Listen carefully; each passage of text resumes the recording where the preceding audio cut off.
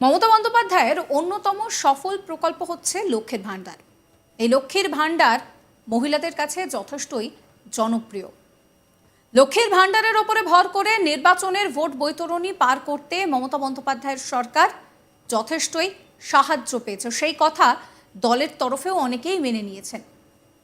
এই লক্ষ্মীর ভাণ্ডার বলা যেতে পারে ভীষণ গুরুত্বপূর্ণ, যেখানে ব্যাংক অ্যাকাউন্টে টাকা ঢুকছে 1000 টাকা করে।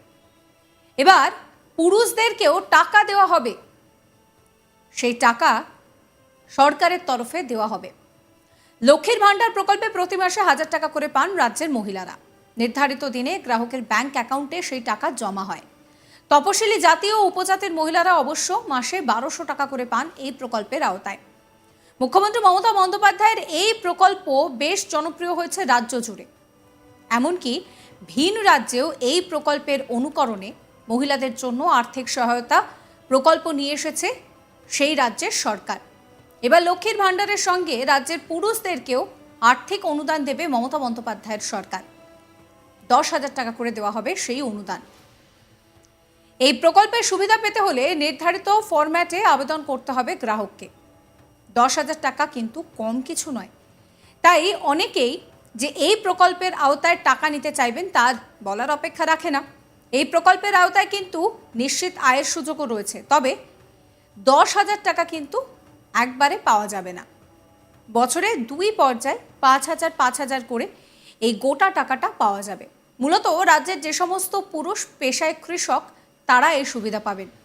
বিঘের পর বিঘে জমি, সেই জমিতে চাষাবাদ করতে প্রচুর খরচ হয়, সেই সমস্ত কৃষকরাই এই সাহায্য পাবে। প্রথম পর্যায়ে চাষাবাদের শুরুতে মিলবে 5,000 টাকা। ভাবুন, একসঙ্গে 5,000 টাকাও পাওয়া কিন্তু চারটিখানি কথা নয়। এই টাকার পুরোটাই চাষের কাজে নাও লাগতে পারে, তাই কিছুটা হলেও যদি টাকা বাঁচাতে পারেন সেই টাকা ব্যাংক বা পোস্ট অফিসে রেখে দিলেও নিশ্চিত আয়ের সুযোগ থাকছে। পরের পর্যায়ে এবার 5,000 টাকা পাওয়া যাবে। এখানেই শেষ নয়, কোনো কৃষকের যদি মৃত্যু হয় তাহলে বিশেষ সহায়তা হিসেবে তার পরিবারকে এককালীন 2 লক্ষ টাকা করে দেওয়া হবে। 16 থেকে 60 বছর এই সময় পর্বে এই সুযোগ পাওয়া যাবে। নিশ্চয়ই জানতে ইচ্ছে করছে যে এই প্রকল্পের নাম কি। এই প্রকল্পের নাম হচ্ছে কৃষক বন্ধু প্রকল্প। রাজ্য সরকারের এই প্রকল্পের আওতায় 2টি আওতায় টাকা মিলবে। একটি কৃষক বন্ধু নিশ্চিত রোজগার প্রকল্প, দ্বিতীয়টি কৃষক বন্ধু ডেথ বেনিফিট প্রকল্প। এবার জেনে নেওয়া যাক যে কৃষক বন্ধু নিশ্চিত আয় প্রকল্পের আওতায় কি কি সুবিধা মেলে। যে সমস্ত কৃষকের 1 একর বা তার বেশি চাষযোগ্য জমি রয়েছে তারা বছরে একর প্রতি 10,000 টাকা পাবেন। যে সমস্ত কৃষকের 1 একর বা তার কম চাষযোগ্য জমি রয়েছে তারা একর প্রতি 4,000 টাকা পাবেন। প্রতি বছর 2 বার অর্থাৎ খরিফ এবং রবি মরশুমে 2টি কিস্তিতে মিলবে টাকা। এবার দেখে নেওয়া যাক কৃষক বন্ধু ডেথ বেনিফিট প্রকল্পের কি সুবিধা রয়েছে। নথিভুক্ত চাষি বা ভাগ চাষি যাদের বয়স 18 থেকে 60 বছরের মধ্যে, তাদের যদি হঠাৎ করে মৃত্যু হয় তাহলে মৃতের নিকট আত্মীয় 2 লক্ষ টাকা পাবেন। এবার দেখে নেওয়া যাক যে এই প্রকল্পের টাকা পেতে গেলে বা আবেদন করতে হলে কি কি যোগ্যতা থাকতে হবে। আবেদনকারীকে অবশ্যই রাজ্যের বাসিন্দা হতে হবে। আবেদনকারী চাষি বা ভাগ চাষি অবশ্যই পাট্টা থাকতে হবে। ডেথ বেনিফিটের ক্ষেত্রে কৃষকের বয়স 16 থেকে 60 এর মধ্যে হতে হবে। মৃতের নিকট আত্মীয় এককালীন 2 লক্ষ টাকা পাবেন। সেই নিকট আত্মীয়কে ঠিক করে দেবেন ব্লক ডেভেলপমেন্ট অফিসার। এবার আসা যাক যে এই 2 প্রকল্পে কিভাবে আবেদন করা যাবে। কৃষক বন্ধু স্কিম, সেখানে কয়েকটা ধাপ রয়েছে। প্রথম ধাপ কি রয়েছে না, কৃষককে গ্রাম পঞ্চায়েতে সেখানে আবেদনপত্র পূরণ করতে হবে এবং জমা দিতে হবে যেখানে তার সর্বাধিক জমি রয়েছে। এরপরে হচ্ছে ধাপ 2 অর্থাৎ দ্বিতীয় ধাপ। কৃষককে আবেদনের সময় প্রাসঙ্গিক নথির ফটোকপি জমা দিতে হবে এবং যাচাইয়ের জন্য আসলটিও দিতে হবে।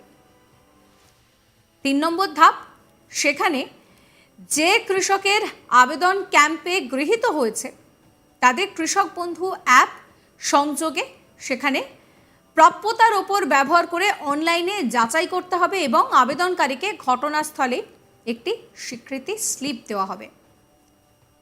4 নম্বর ধাপ, যদি দুয়ারে সরকার ক্যাম্পে ফিজিক্যাল অ্যাপ্লিকেশনের ডিজিটালাইজেশন সম্ভব না হয় তাহলে কেবি অ্যাপ ব্যবহার করে ব্লক অ্যাসিস্ট্যান্ট ডিরেক্টর অফ এগ্রিকালচারের অফিসে একটি ডিজিটাইজ করা হবে এটিকে এবং স্বয়ংক্রিয়ভাবে একটি স্বীকৃতি আইডি তৈরি হবে। কেবি পোর্টালে প্রত্যেক আবেদনকারীর জন্য এটা করা হবে। 5 নম্বর ধাপ, এডিএ আবেদনের বিবরণ এবং জমি যাচাইয়ের যে বিবরণ তা যাচাই করতে হবে। এবার হচ্ছে ধাপ 6, চেক করার পরে বিশদ বিবরণ সঠিক বলে পাওয়া গেলে এডিএ কেসটি অনুমোদন করবে এবং ফলে তালিকাভুক্ত সম্পন্ন হবে। বিশদ বিবরণ ভুল থাকলে তিনি আবেদন প্রত্যাখ্যান করবেন এবং ফাইল করবেন। আবেদনকারী প্রত্যাখ্যানের কারণ জানিয়ে একটি সিস্টেম জেনারেটেড এসএমএসও পাবেন। এবার আসি কৃষক বন্ধু প্রকল্পের ক্ষেত্রে যে ধাপগুলো রয়েছে, মৃত্যুকালীন যে সুবিধা রয়েছে সেইগুলো নিয়ে। ধাপ প্রথম, অর্থাৎ প্রথম ধাপে যেটা করতে হবে যে আবেদনকারী দুয়ারে সরকার ক্যাম্প থেকে আবেদনপত্র সংগ্রহ করবেন। এরপরে আসছে সেকেন্ড ফেজ। সেক্ষেত্রে ব্লক অ্যাসিস্ট্যান্ট ডিরেক্টর অফ এগ্রিকালচারকে সম্বোধন করা নির্ধারিত ফর্মে যথাযথ পূরণ করে আবেদনটির প্রাসঙ্গিক নথিপত্র জমা দিতে হবে। 3 নম্বর ধাপ, ব্লকের এডিএ আবেদনটি যাচাই বাছাই করতে হবে যাতে প্রকৃততা এবং সম্পূর্ণতা সম্পর্কে সন্তুষ্টি পাওয়া যায়। এরপর এডিএ সমস্ত নথি সহ আবেদনটি মহকুমার কৃষি সহকারী পরিচালকের কাছে পাঠাবেন। তারপর 4 নম্বর ধাপে এডিএ প্রয়োজনীয় চেক করার পরে আবেদনটি মঞ্জুর করবে এবং অনুদান প্রদানের জন্য সেই জেলার ডেপুটি ডিরেক্টর অফ এগ্রিকালচার এর মাধ্যমে কেসটি কৃষি পরিচালক এবং ইওএস এর কাছে পাঠানো হবে। ধাপ 5, ইওএস অনুদান প্রদানের জন্য পশ্চিমবঙ্গ রাজ্য সমবায় ব্যাংক লিমিটেডে সেখানে নির্দেশ দেবে। 6 নম্বর ধাপে এরপর অনুদানের যে অনুমোদিত ডিবিটি এর মাধ্যমে দাবিদারকে নিজের ব্যাংক অ্যাকাউন্টটিকে স্থানান্তর করতে হবে। অর্থাৎ এই পরিস্থিতিতে দাঁড়িয়ে লক্ষ্মীর ভাণ্ডারের পাশাপাশি পুরুষরাও কিন্তু পাবেন 10,000 টাকা। আর এই 10,000 টাকা কম কিছু নয়, তবে 2 ধাপে মিলবে এই টাকা।